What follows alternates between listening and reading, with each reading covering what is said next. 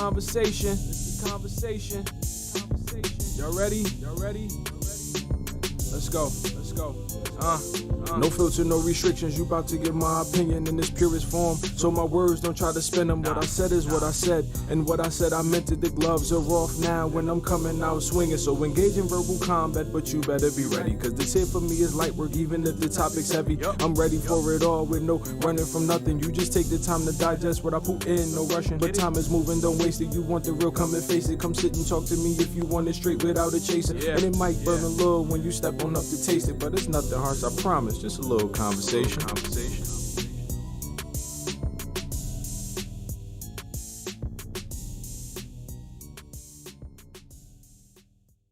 Hello, everybody, and welcome back to the conversation with Harold and Dave. We have Harold, and I am Keone. And if anybody didn't know, the person who is rapping the intro to our show is Dr. David Hayes. I certainly look the part. Them Whoa, skills to pay the bills. Go ahead, Dave. Do that. I was going to jump right into the board of Cooler peace. than I see here, I guess. You Let's said it's start. a pastor doing that? That sounds like a cool guy. Like this is a guy I want to Yeah, meet. Pastor Farad. He's a pastor. He used to host My Perspective Fridays. That was the third show I created back in 2021, and he hosted that in person and online for like almost 3 years, and then he had the calling to go do more with what he's doing. So you know, Cool. he's a great guy. I thought it was like a song. Like I was just weird because I didn't know who it was. Oh, no, he wrote it specifically for this show, and he wrote one and rapped one Sweet. for another show. Cool. So let's start with ICE. Harold talked about assassinations. Um, we'll talk about the coverage of this. The age of the internet is amazing because people were able to string together all of these are domestic terrorists and this is what they did interviews, and they're all saying the exact same verbiage from beginning to end. So it's like someone just sent out a memo to everybody and said, say this. That So would it's be Stephen Miller. yeah. And so Christy Nome says the same exact thing for that the sheriff said. Everybody says the same exact thing. Never seen that before.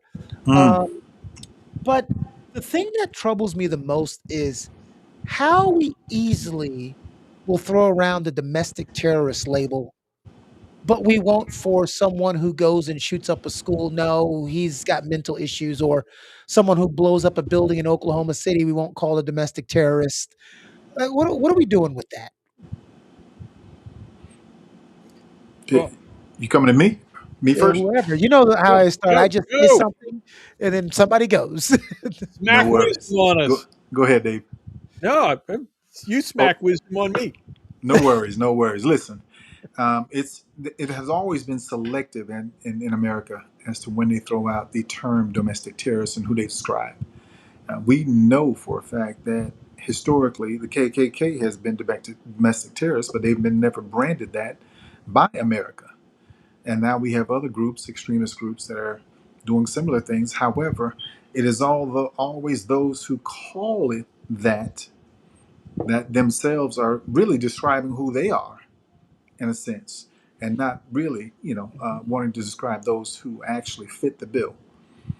And they'd rather try to redirect or mislabel, and this is what's been occurring, in our society for the longest. We've mislabeled a number of things or just blatantly lied about certain things. Now, our cameras show us the truth. And one thing you can't lie about what you see. You may have said, I didn't see it from that vantage point or that perspective, or from my perspective, I saw certain things. But once you get the full perspective and context, there's no way you can, ignore what's been transpiring and then label those who are victims as domestic terrorists. Even hearing the fact that that person's allegedly or lyingly stepped to the officers with a brandished gun, and that's why he was assassinated. But nonetheless, the cameras have told us or demonstrated to us and shown us the truth. And sadly, people would actually look at the truth and tell you a lie, and we've normalized lying to the point to where it's created some level of a lack of empathy towards one another. And we're all Americans.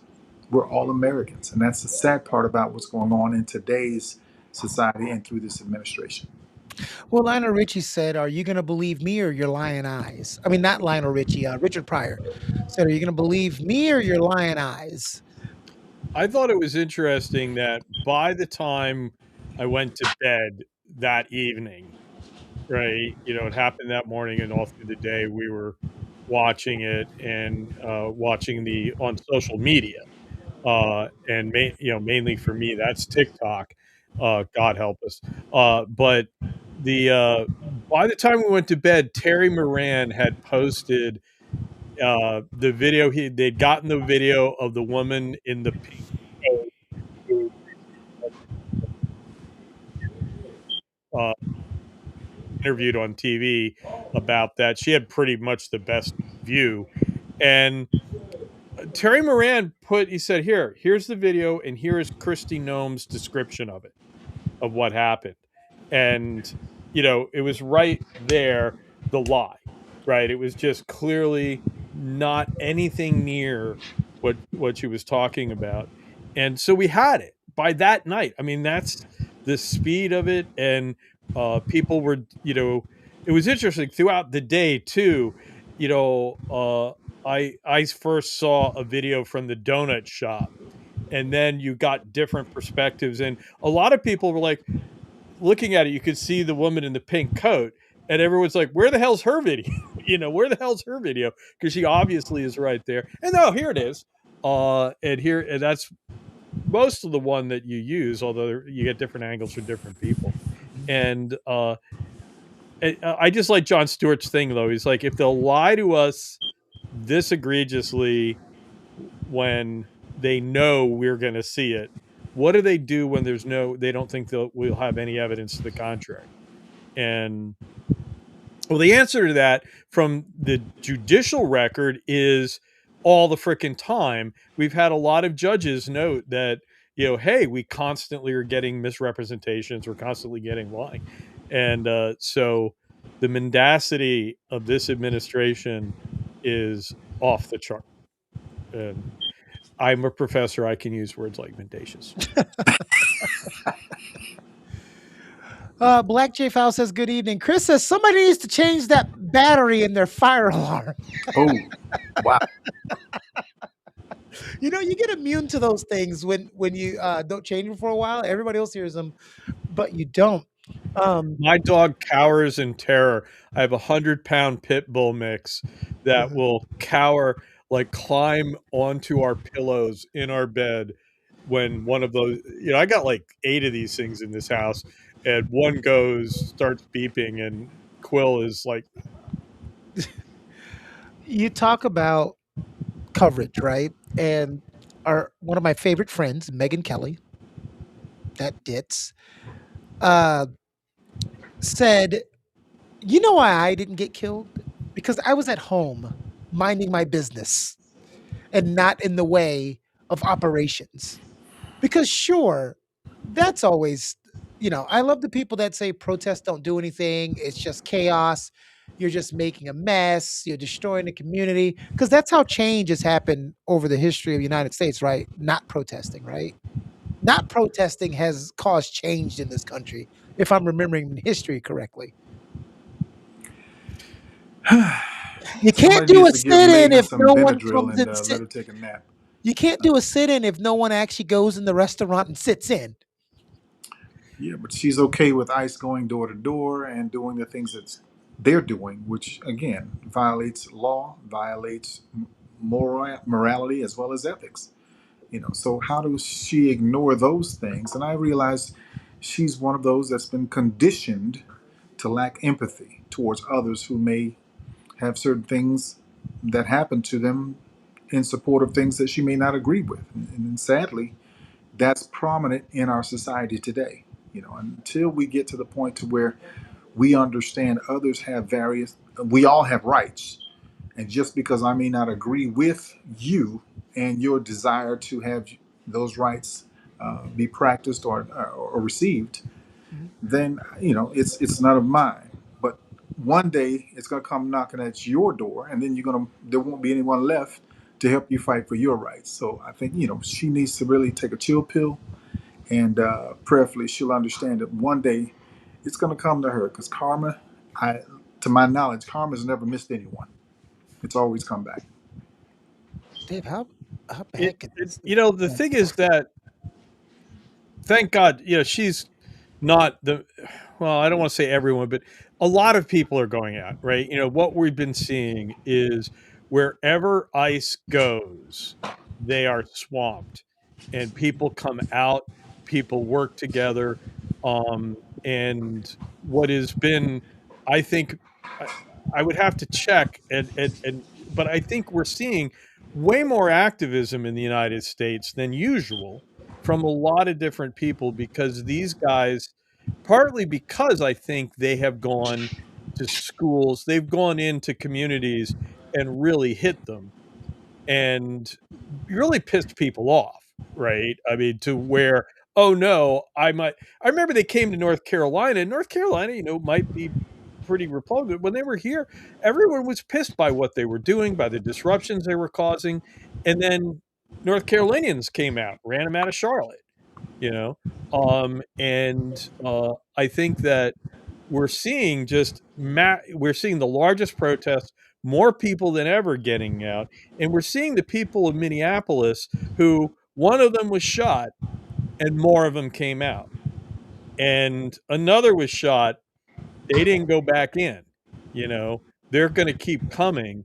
And that, I think, is one glimmer of pride we can have, that, the battle in Minneapolis is being fought by the people, and they showed, they didn't phone it in. They didn't Megyn Kelly it.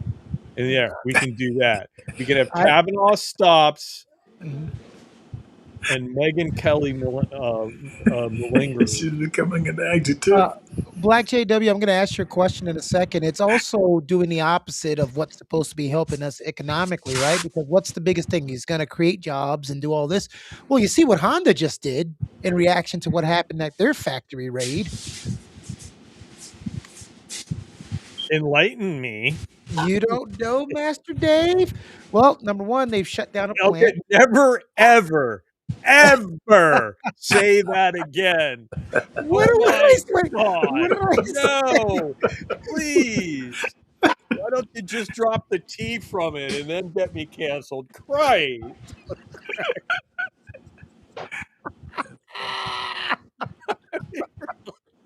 John, you're trouble. Oh my gosh. You said Honda, or did you mean Hyundai? I think it was Honda. You talking about in Georgia? Yeah. Are you talking about the battery? I think that was a Hyundai plant. It was Hyundai. Yeah, it was Hyundai. Sorry. Yeah. That's my clerical mistake. Sorry, guys. I'm not a professional journalist. Don't kill me out there, audience. I'm just a guy with the mic connected to a deck. Why are we laughing so much? This is like the darkest days of our lifetime in America. Too much to process. Remember, but laughter is the mask of pain. Well, it's because also John and I will go out and take a bullet and won't think twice about it. So we're like, what the hell? That was me before I turned Megyn Kelly, that bitch. Oh my God. Wow. Anyway, whoa. Okay, Dave. To answer your question, Jay, what happened was you had a MAGA call in a. I know what happened to the but tell for the viewers. The Hyundai plant, I know that one. And then you know what happened there, right? Yeah.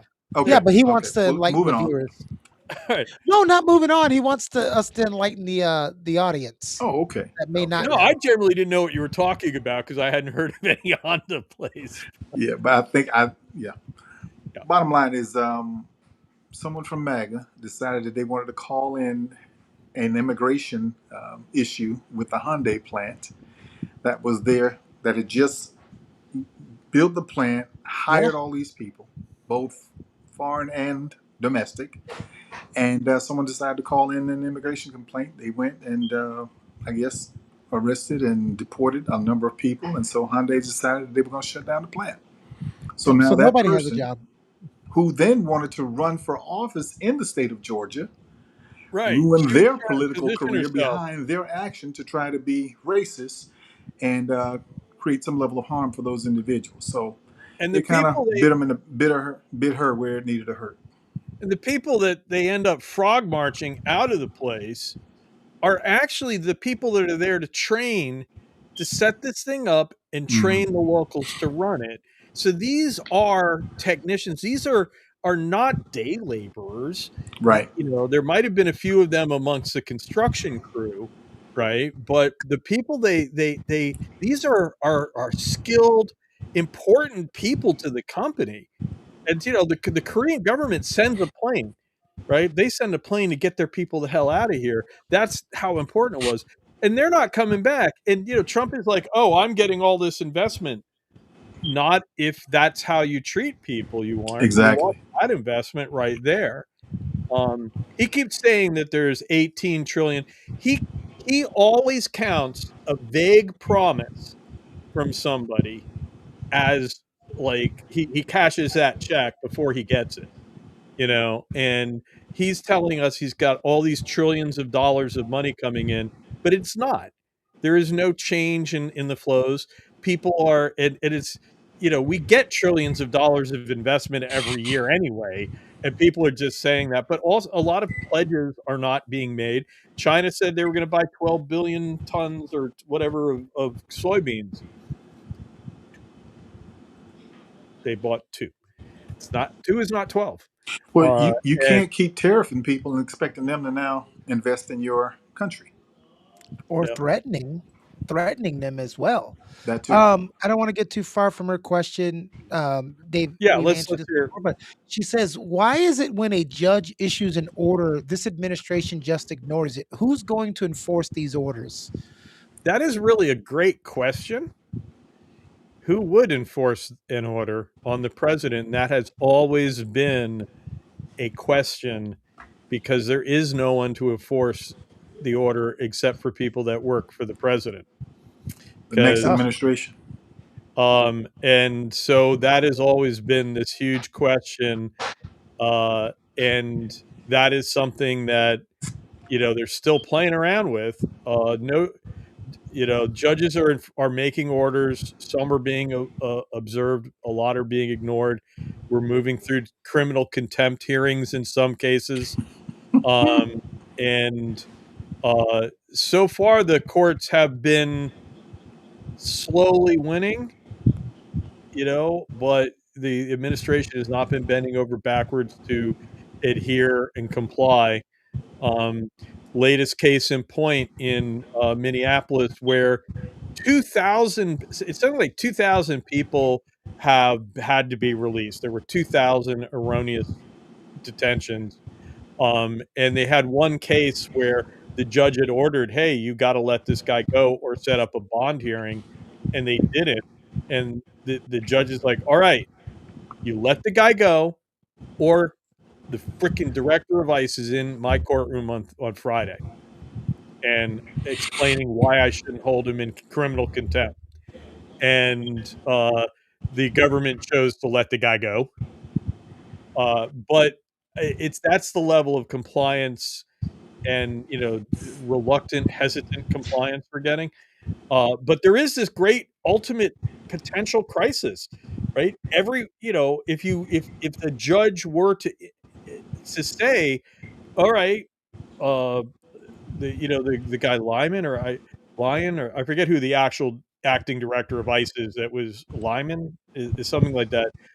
Someone we really haven't heard too much from. Uh, if you issued a bench warrant for this guy, who executes it? Because all the law enforcement works for the Trump administration, and the Mhm. Trump, if the president says, "Don't," anyone who, well, you've seen what he did. Anyone who investigated the Russia complaint got fired. Right? So the administration will retaliate against anyone. And that's the kind of ultimate crisis we could eventually get to, which would be very big deal. And who knows what's going to happen there. Chris said all those people at the plant had the proper paperwork as well. That's what they was talking about. There's people running around going, "Look, they deported all of these people. They had illegals." Right? No, like Dave said, these were people who were trainers. They had Right. visas. They were going to be gone. They had They had visas. no desire to stay here. These And again, guys, it was a political move that backfired. Because these now that when guys, that person then turned around, they realized now they had to answer to the governor for Hyundai now pulling out of Well, Georgia. because here's two things. Number one, everyone's learning that racism is expensive. And number two, you're starting to realize that everybody in the South ain't racist just because they're in the South. Well, I think what happens is economics trumps racism. How Well, do you the you color just want that to matters change at the something, end of hit the them in day the is pocket, green. Yeah. you know. And so what happened in this particular case is once the governor lost that revenue stream, he becomes upset with that individual who made the call, and Hmm. now she's got to tuck her tail and run because you just lost jobs, you just lost revenues, and then you lost the product that they were going to be producing in Georgia. So that hit them, three different ways, and probably more than that. But more importantly, it backfired, and I think that's what she needed as well as they needed to know and understand. And once we realize that money is what the most important factor of all of this, it's all about dollars and cents. If it doesn't make dollars, it doesn't make sense.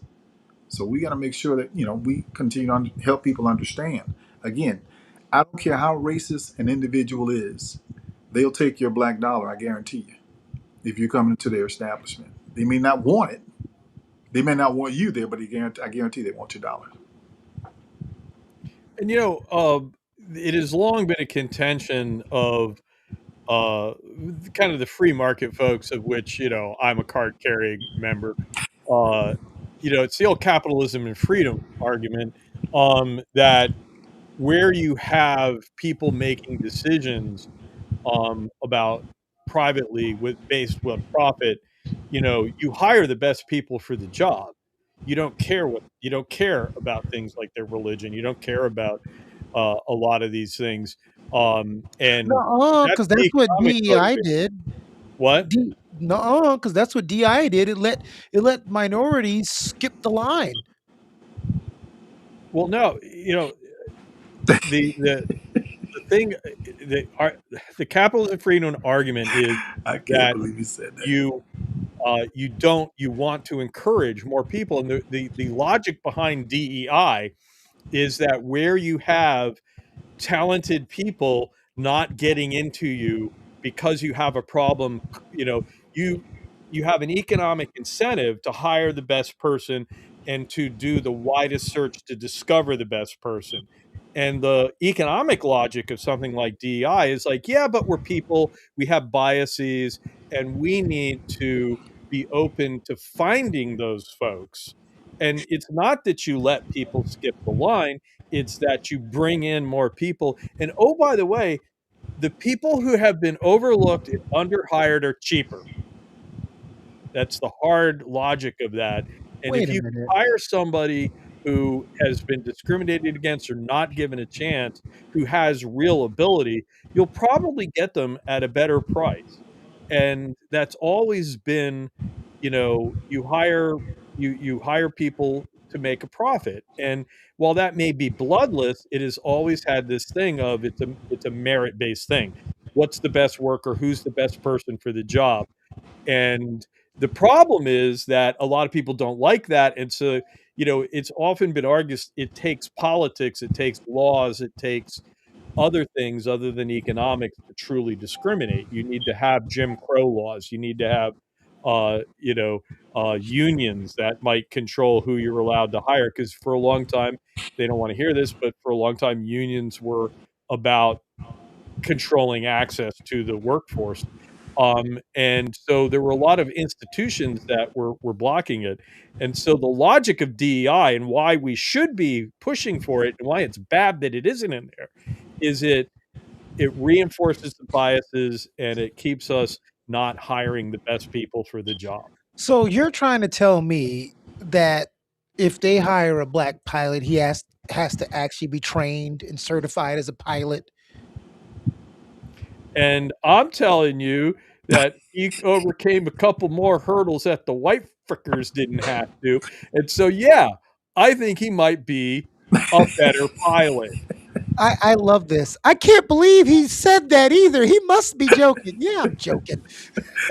Because He that's what was you hear sarcasm. people, we talked about this, but I just had to throw it in there when you said that, Dave, because, But it's still a thing people talk DEI, affirmative action, it's all the same stuff that people do not understand. well, I mean, but I do have one question. Yeah. When I think about Dr. J, Magic Johnson, Michael Jordan, were they DEI hires in the NBA? I mean, I'm just curious. I mean, Oh, asking for me, not a friend, but for me, because again, the whole DEI argument falls flat on its face. And the reason why you had the ABA NBA mergers because the ABA had much more energy and it was actually growing. And the NBA itself back in the day was starting to constrict. It was actually well, losing viewership because the ABA had a yeah. more exciting game. Well, to Rather Dave's than lose theory, out to the ABA, mhm, they merge 'em. they use their leverage because they are the ones that had the Mhm. TV contracts.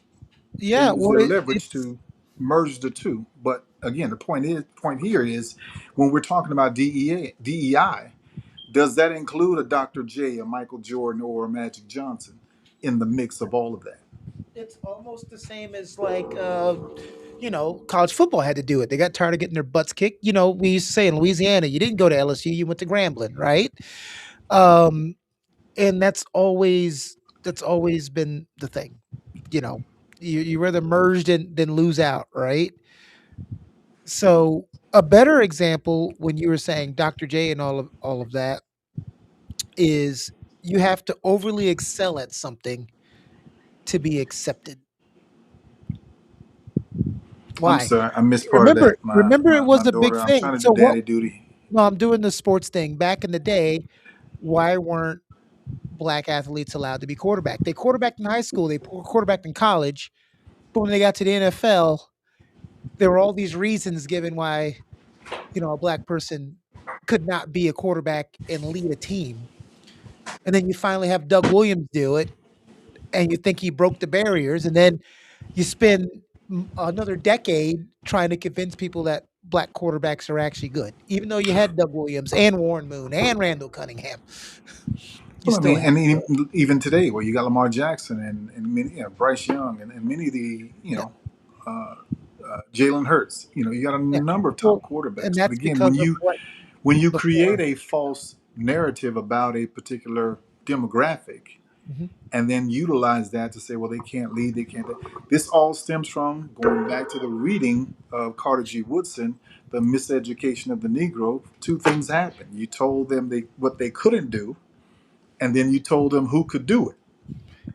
And in that whole miseducation process, you find out that, you know, this always continues. Even when you look at the commentators, a black quarterback can make an incredible throw, and they'll focus on the incredible catch more so than the throw. However, if a white quarterback makes the same incredible throw, they'll talk about the incredible throw more so than the spectacular catch. Well, we're If they just had And the surprised. Yeah, if and they had even the just if they this have the weekend, well, if they have what the same happened? reaction, Harold, if they do the same reaction, one is arrogant and one is passionate about the game. Oh no, no, no. I agree. I agree. But just look at this weekend's games. Uh-huh. Josh Allen, 4 interceptions, they lose. Everybody's talking about how empathetic we need to be toward Josh Allen. And I forget who's Stroud. But He Lamar throws four chokes. interceptions. Yeah, They talk about how terrible. terrible he was. So Yeah. it's unfortunately it's ingrained in how the black athlete is perceived and expected to perform Mhm. versus the white athlete at the same position. And all of it's wrong because again, if you're going to grade performance, you grade it at the same scale. Because if you're in a classroom, I'm sure if you're in Dave's classroom, if you got an 88, it didn't matter what your demographic was, you got an 88. He's not going to curve it for this particular student versus another student. You earned what you earned.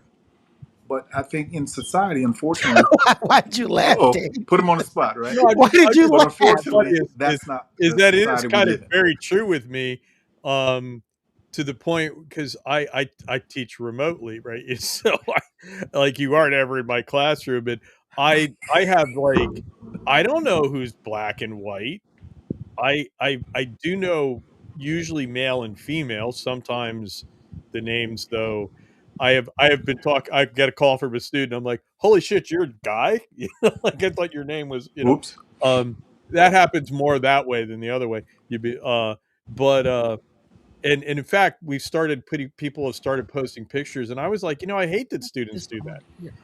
I liked it when I did not know what they look like. Because you can get a lot of markers from that. And but the whole thing, though, what you're talking about with the quarterbacks, right? This goes back to the economic argument that it's inefficient, which is a big no-no in economics, right? It's like the cardinal, not well, it's not the Cardinals, but it's a big problem. Um, if you're doing that, good quarterbacks are not being developed, are not being hired, and your game is suffering.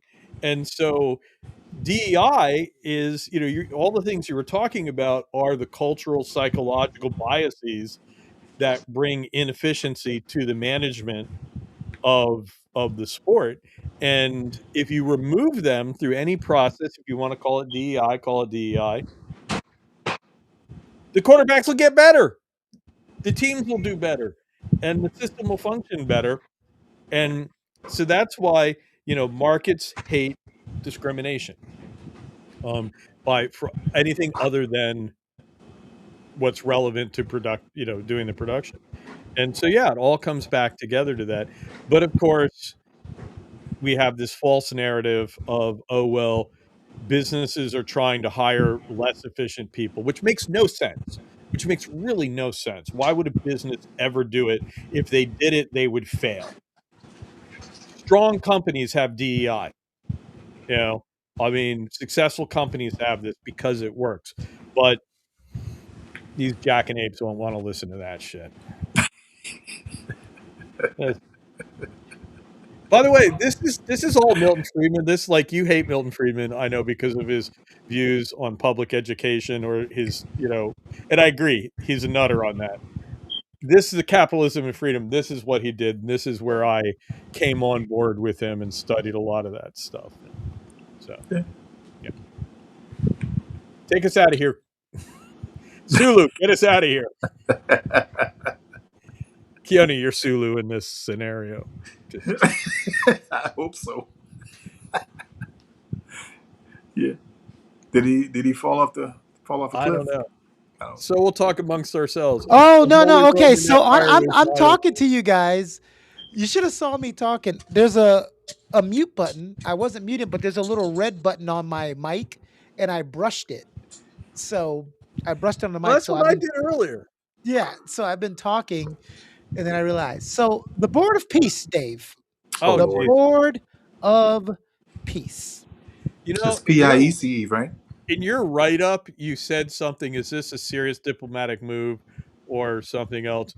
And I was just like, really? We're even going to entertain that as a possibility? Well, I just for shits and giggles, Dave. I'm not going to do a lot of contests. I just want to put up some images. These are all of the people that were sent an invite but hasn't responded yet. I just want you to look at the countries. Look at the countries. Let that marinate for a second. Russia's in there because Putin hasn't made a decision as of earlier today. So look at the countries who haven't said no, but they haven't even responded, right? Right. So go ahead. Every good, powerful country. Yeah. Now this will make MAGA fans happy because look at the countries that have responded and said yes. Not all of them are of the same ilk, but I just want you to see a theme here. And I actually, because you're pulling off of Wikipedia's page, because I've been there today and I recognize the page. I did a little bit of research on those. If you take the nations that have signed and say they're going to sign, there's 28. Yeah. And if we look at their freedom index, right, their rating of democracy and civil rights, of those 28, a whopping 23 are less than free, are less than, have a score of less than 70, meaning they are not democracies. They are not considered to be free. There are only 5 nations that are signing on or say they might sign on that have a score above 70: Argentina, Bulgaria, Mongolia, the United States, and uh, Israel. Well, And well, so look the at the these are decidedly authoritarian, are overwhelmingly authoritarian regimes. They have an average score. The average score of the people who said they're going to join is 42. 82% of the countries that are saying they're God. going to join are not democracies. Look at the ones that said absolutely not. Croatia, France, Germany, Ireland, Italy, Norway, Slovakia, Slovenia, All Spain, Sweden, and the United democracies, Kingdom. all free nations, most of them with higher freedom scores than ours. Argentina has a higher freedom score than the Oh, United that's States terrible. by 1 point, but That's not true, right? That has to be fake news. See my 1 point. by one Oh my point. god. They're in 85, we're in 84. Are you freaking kidding Yes. me? We get a solid What, B. did you just yes that?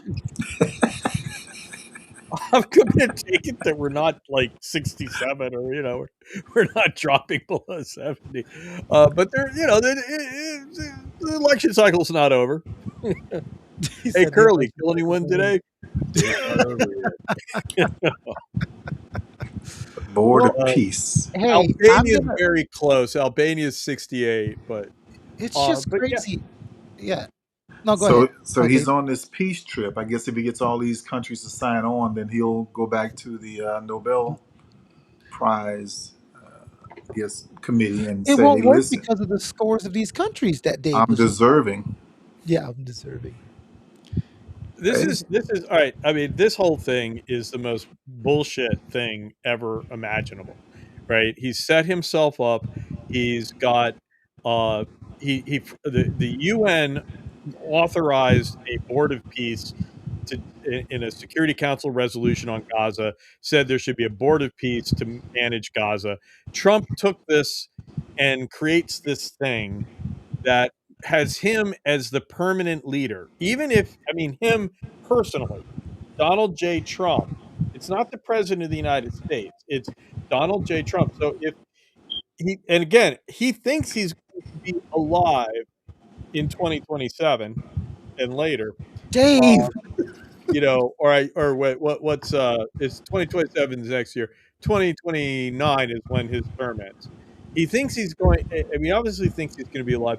He would, if he is, he would stay in charge of this thing because he can only be removed by him by he resigning himself. or a unanimous call of his executive board. And hey, who's on Oh my God. who's We on the know executive board? former prime minister. Nikolay Mladenov, who is the high representative for Gaza from Bulgaria, he actually is serious. Like, he looks like he might be the real deal. The rest of the people on the Board of Peace Executive Board are Marco Rubio, Steve Witkoff, Jared Kushner, Tony Blair. What the hell?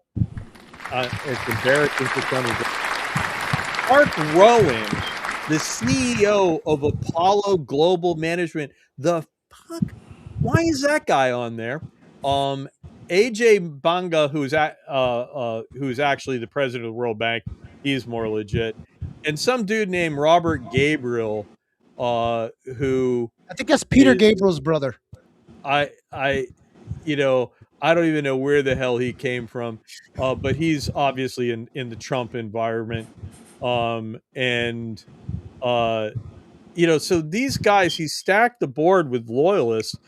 His own son-in-law is on it, so it has to be unanimous to get rid of him. They have to be unanimous in getting rid of him. So he's got his Oh, sycophants on there, and this $1 billion, right? To have, like, it's not clear who's paying the billion, because if you want a permanent seat, you got to donate $1 billion to the thing. um, if you everyone else has got a renewable term, right? So I think these poorer countries are probably like Cambodia is probably not going to fork over $1 billion. Um, but a number of states will. And I think that, I haven't seen much on it, but you got to imagine this is an independent thing. It's got no controls over it. This money is going to go into some Qatari, uh, because that's where Trump likes to do business. Probably going to go into some Qatari fund, and it's just very obvious. Even if just a few people give him the $1 billion, he's going to have several $1 billion here. And is this money going to go to Gaza? Is this going to do anything in Gaza? Or is this going to be a way for him to channel money to himself, to, have a meeting of everyone and have it in a Trump property and pay double the rate? Is he going to set up Mar-a-Lago as the headquarters, or is he going to decide that he wants a headquarters someplace he'd like to visit? It's all grift. It's a Not huge grift. So to sum it It, up, not headquartered at the Trump Kennedy Center. I mean, I'm or the just Mar-a-Lago. wondering. To sum up what Dave just said over a long period of time is, as usual, it's going to be a shit show. Okay, that's basically what Dave just said so eloquently. It's a shit show, and that's what we've come to expect. Let's get into my favorite pastime, which is showing people responding harshly or negatively to Dave on the internet. So let's why look do at we what do this? pissed I feel like um, we're a joke. what pissed Eric Patterson and Carl Worthington. Yeah, those two people are white. What pissed them off? Let's see. If your boat is sunk, usually the idea in the sea warfare is that when you lose the boat, you're basically without any means to fight anymore. And so they, that's where a little bit of research would have come in to say, hey, that's why there's this, if you thought about it at a level where there seemed to be a contradiction. Um, and it seems like Pete Hegseth isn't to that level. And yet, and he certainly had people around him. Everyone in the Navy knows this. Believe Mhm. me. you know, All right, so I don't know what was wrong in that little clip, but apparently Eric Peterson says, "Babble on." They were trying to right the boat, and if they succeeded, they would still be able to transport drugs. Using the pirates are enemies of all humanity, and many and may be killed upon being identified as pirates. With the words drug smugglers for pirates, we could resolve this issue.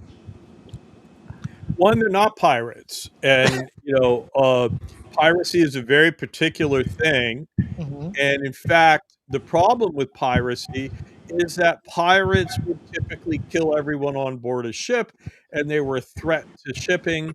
They were a threat to everything, and therefore they were to be hung from their, in old laws of naval war or sea warfare. Mhm. Pirates could be hung, from the nearest yardarm. To fly the Jolly Roger, we everyone has their little flags, right? To fly a Jolly Roger once upon a time was a death sentence for everyone on board the ship, precisely because they were such a threat to people on the sea. And sea warfare or the laws of the sea have always had that idea that.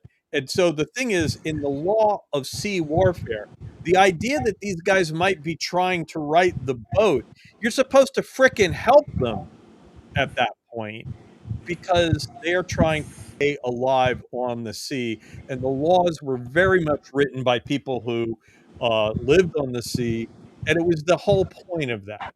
And also, the idea that bringing drugs into the United States is some kind of attack on us is patent. You Well, know, we've been bombarded for decades then. because that's it. It is not good, but it's called smuggling, and it doesn't, and so this is people who have drunk the Kool-Aid and are using a fairly limited understanding, and it seems to me, Well, of yeah. what they're talking about and ability to reason and keep track of what they're talking about. to Harold, go on there. And so we have things like the false equivalency, but also just kind of ignoring the fact that the very idea is, I don't care if you're trying to right the boat. Everyone's trying to right the boat. If you're in the water, you're trying to right the boat because you're trying to survive. And the law of sea warfare requires you to help them, hey, look, right? Not to put another missile into them. hey, look, cocaine built my city. I'm from Miami. All our skyscrapers Mm. are cocaine skyscrapers Hey, in that city. Harold's from Miami. He knows what was Miami before the cocaine came But all flowing the in. things cocaine alley. We had the cocaine cowboys around here, running around You here at know, one point. I feel very good because I feel like Mark Kelly all of a sudden, where well, like hold on. I go and I say Well, something well, that's just literally saying what the law well, is, hold on, and people because lose their mind. before you went on to your long monologue, I was going to skip right to the next guy because this Joe one is a is wannabe. hilarious. Responding to your video, retired Army officer here. You're asking the Secretary of War. He put Sec War. What a douche! You're asking the Sec War to be directly involved in service-specific actions and judging him with regards to a loss of a ship. You're full of shit, Professor. It's called Hmm. delegation of authority to subordinate service departments specializing in the type of warfare. In this case, naval admirals provide their set piece for the overall national strategy. Just because you have a PhD, Dave, at the Hmm. end of your name doesn't mean you're sufficiently equipped with common sense. So I responded, since we're throwing out freaking, you know, our service here, 20-year Army vet here, throwing around that you served doesn't give you the I'm right in my assessment trick. Hmm. You are more than welcome to actually watch the whole episode, and you are more than welcome to come on and debate. The professor isn't talking from a PhD, he's talking as a vet as well. And if you're an Army officer, you don't easily fall into name calling and insults. I can tell what type of officer you were. And lastly, you are talking about who is sufficiently equipped. Our Secretary of Defense is not. I don't need a failed National Guard officer flexing to generals because now he feels superior and wants to talk down to a rank that he could not come close to achieving. Am I wrong in my reply, Dave? No, you're right there, and I would point out I used to have Captain FA after my name before I had PhD.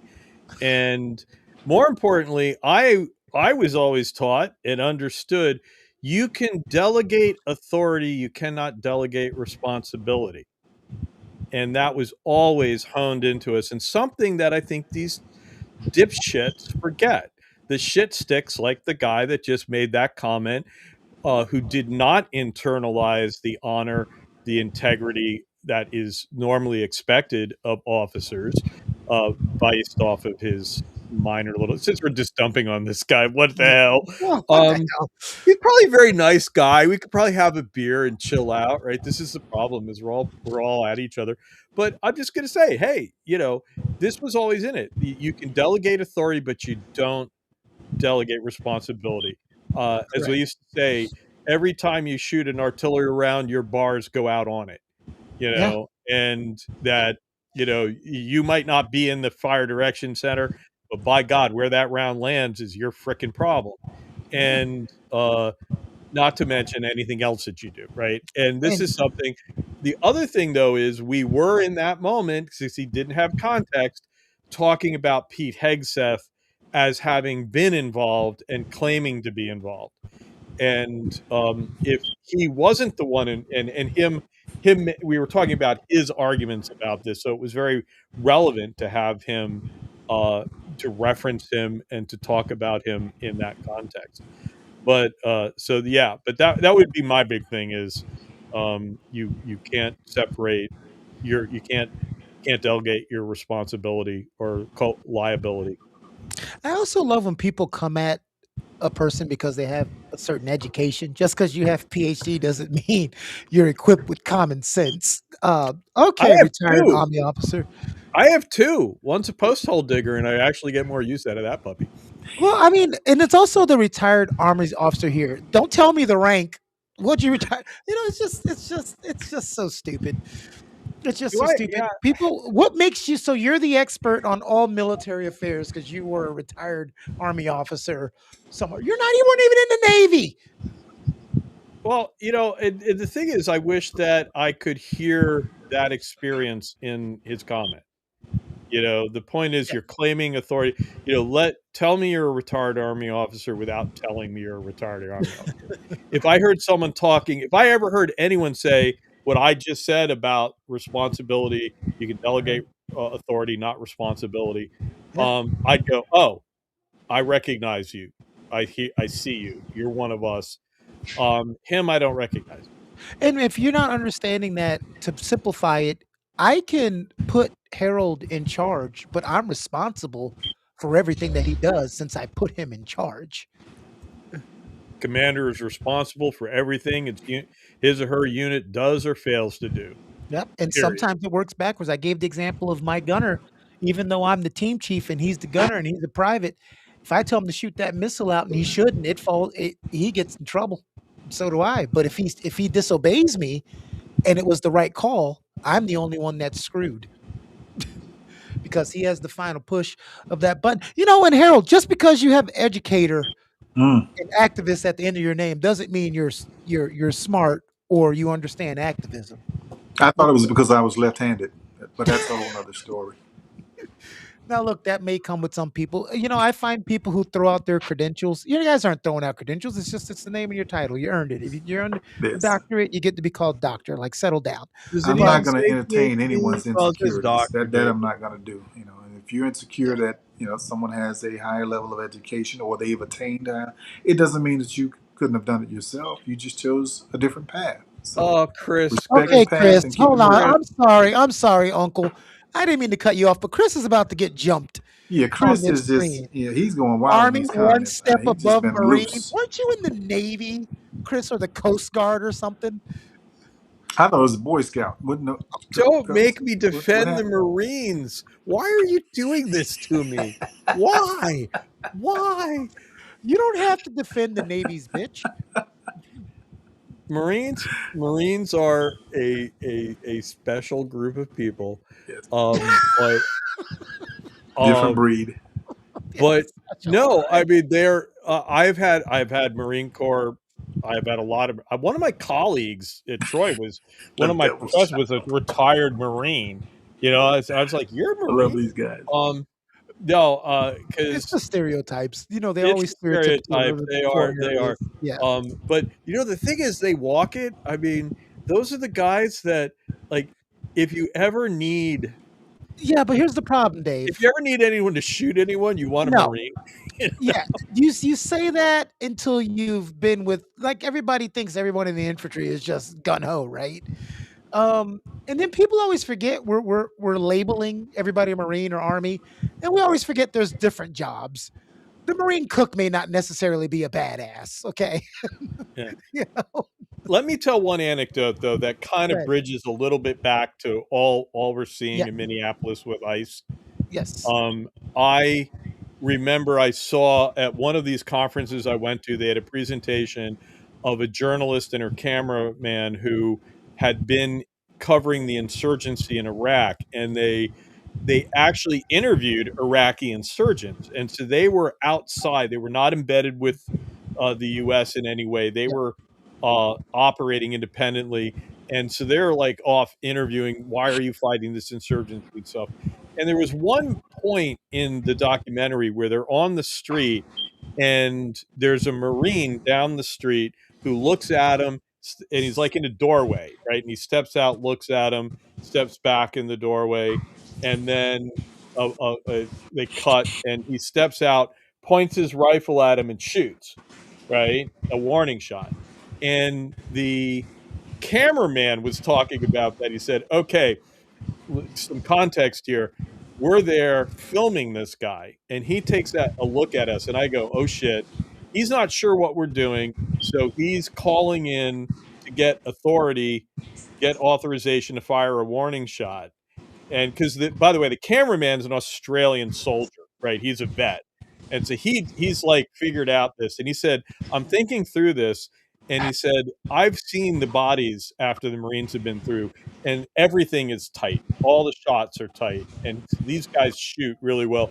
So his whole thing is like, this guy's going to shoot a warning shot at us that is going to be designed to miss, and Marine Corps missing means the bullet goes here, right? Not the bullets over our heads. The bullets, and so he's holding on to the journalist because he's like, my biggest fear is that she would flinch and jerk at just a little bit. So he said he held them tight. The guy came out, put the bullet past him. He said, "Yep, sure." Went right by my ear, and then they got the hell out of Dodge.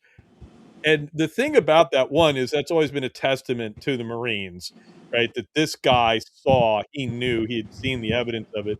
But it also goes to when you're in a, a peacekeeping or a security situation, the level of discipline, right? I'm not going to shoot until I get authorization. When I shoot, I'm going to shoot a warning shot. I'm going to do it in a predictable manner that is going to go the polar opposite of the Keystone cops we've been seeing in Minneapolis. That, that lack of discipline, the lack of training absolutely led to what we saw this past week. Well, And, even before just that, Harold, such a difference. even before that, like we know with police officers, we may not know every law, every regulation, every policy, but we know the basics, right? You need to have probable cause, right? I need to, if you're going to pull me over, I must have committed some type of traffic infraction, whether that's speeding, didn't use a signal, cutting across the wrong lines, tail light out, all those things, right? I don't even know what the procedures for you to be stopped by ICE are. What are the procedures? You be brown skin? Well, yeah. Because we've seen video of them driving and they just randomly stop Mhm. people that are walking. Well, now with they're capturing all these people's data, you don't know what device they may be using to try to track people. And I don't know if they're looking at that specific individual, and it's hard to justify any of that. And all of it goes out of the window when you look at what happened this past weekend. You go to help a woman that got pushed down by them, and then you end up, in a box, unfortunately. And my prayers are for his family and that community. But as it stands, this even the idea of me having to carry a passport is asinine. Yeah. I'm not carrying one. Matter of fact, mine expired, so I got to go renew it. So what? Even if I carry one, Oh hell. it's expired, and then that becomes an issue. So I'm not going to create more of a problem. And if I live in a country where I'm innocent until proven guilty, then you need to prove that I am not who you claim I am, meaning not being a citizen, Okay, you as say opposed to that. me, That's you not know, happening. as opposed to me acting as if I'm in apartheid South Africa. Because this whole show me your papers, I'll tell them where they can go look for them, but I'm Oh, not going to give you any assistance in doing so. speaking of certain African countries, not one of them got an invitation to the Board of Peace. But Yeah, I saw that. And let's most Is of, it Egypt? most of Is it South Egypt America there? didn't either. yeah, just moving I on. thought I saw Egypt on the map. South, That was south, highlighted. the Huh? southern countries. Oh no, no, no. What do they call sub-Sahara Sub-Saharan Africa. yeah, sub-Saharan I Right. mean, Africa. Egypt's got to be on there. One, he gets on well. They could Yeah, pay the billion. yeah. The other thing is, it is supposedly about Gaza, and it would be weird not to have Egypt involved. Yeah, because they're the other That's state where it all that began, owns right? Gaza. I mean, just saying. They have Turkey in there too, because again, it'd be weird not to have the only predominantly Muslim member of the. If Moses would have just minded his damn business, we wouldn't be in this mess. Yeah. Well, what can I say? I was ready for you to segue out on that. No, that No, wasn't a segue. I'm just saying. I'm I'm just done. saying. If he would have just you stayed know, there and but I'm why done. protest? Why protest? the thing about I just I was bringing it just back we never around did to share Megan Kelly.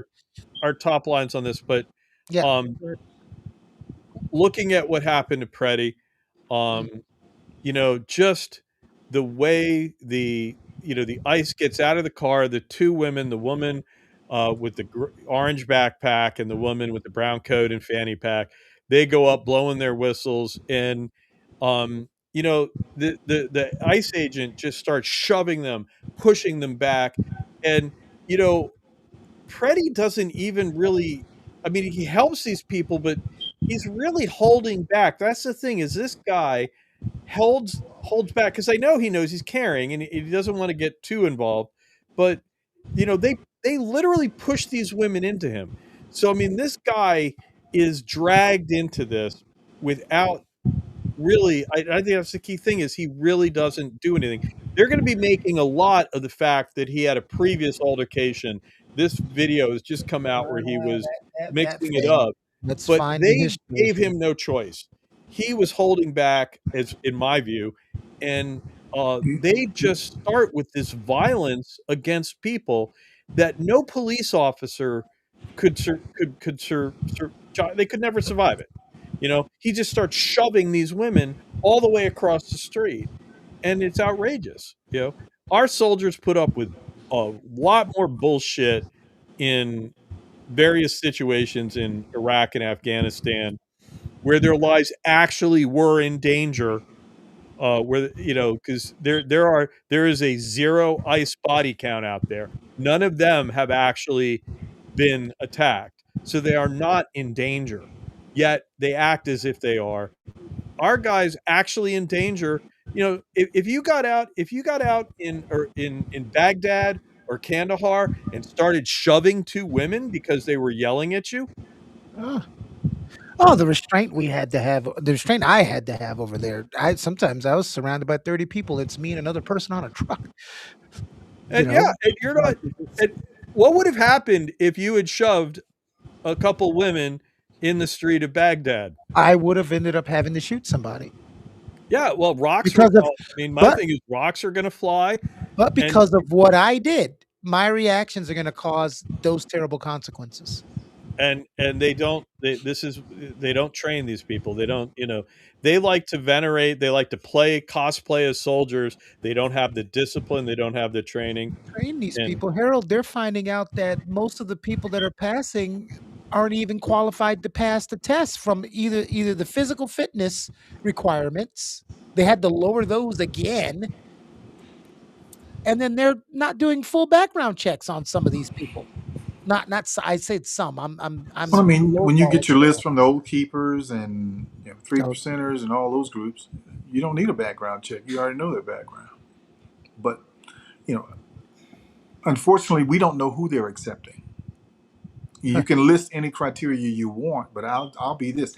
I'll tell you this. I applied just to see if I'd get a response and never got a response.